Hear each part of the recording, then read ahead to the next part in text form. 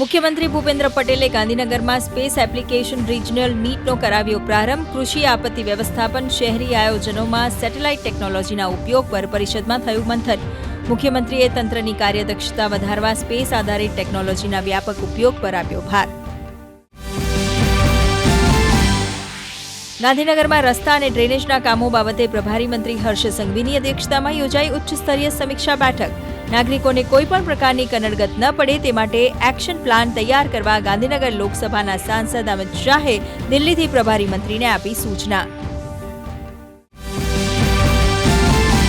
અમદાવાદના પૂર્વ વિસ્તારમાં નવી ઈસ્ટર્ન ડ્રેનેજ ટ્રંક લાઇનનું કરાયું લોકાર્પણ.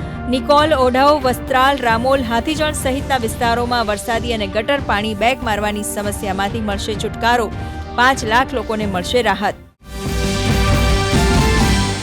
પોસ્ટ ઓફિસમાં નહીં નડે છૂટા પૈસાની તકલીફ. રાજ્યની તમામ પોસ્ટ ઓફિસો સ્વીકારશે ડિજિટલ યુપીઆઈ પેમેન્ટ. રાજ્યમાં આજથી એડવાન્સ પોસ્ટલ ટેકનોલોજી 2.0 સેવાની સંપૂર્ણ અમલવારી શરૂ.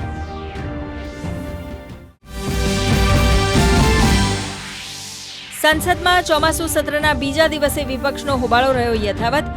કામગીરીમાં અવરોધને પગલે બંને ગૃહોની કામગીરી આવતીકાલ સુધી મુલતવી. બિહાર વોટર લિસ્ટ, ઓપરેશન સિંદૂર સહિતના મુદ્દે બંને ગૃહોમાં વિપક્ષે કર્યું પ્રદર્શન. વિપક્ષના હોબાળાને કારણે સંસદની કામગીરીમાં અવરોધ મામલે સંસદીય કાર્યમંત્રી કિરણ રિજિજુની પ્રતિક્રિયા આવી સામે. વિપક્ષ પર ગૃહનો કિંમતી સમય વેડફવાનો લગાવ્યો આરોપ. કહ્યું, જનહિતના મુદ્દાઓ પર ગૃહમાં સકારાત્મક ચર્ચા થવી આવશ્યક. રાજ્યસભામાં ઉપરાષ્ટ્રપતિ જગદીપ ધનખડના રાજીનામા વિશેની જાણકારી કરાઈ પ્રસ્તુત. પ્રધાનમંત્રી નરેન્દ્ર મોદીએ ઉપરાષ્ટ્રપતિના સારા આરોગ્ય માટે કરી પ્રાર્થના. કહ્યું, જગદીપ ધનખડજીને ઉપરાષ્ટ્રપતિ સહિત અનેક પદ પર રહી રાષ્ટ્ર સેવાનો મળ્યો અવસર. આગામી 24 કલાક દરમિયાન દક્ષિણ ગુજરાત અને સૌરાષ્ટ્રમાં ભારે વરસાદનું પૂર્વાનુમાન. છેલ્લા 12 કલાકમાં નવસારીના જલાલપુરમાં 3 ઇંચથી વધુ વરસાદ. સારા વરસાદના પરિણામે રાજ્યના 28 ડેમ છલોછલ. 48 ડેમ હાઈ એલર્ટ પર. ભાવનગરનો શેત્રુંજી ડેમ સિઝનમાં 2 વાર ઓવરફ્લો થતા જિલ્લાવાસીઓમાં આનંદ.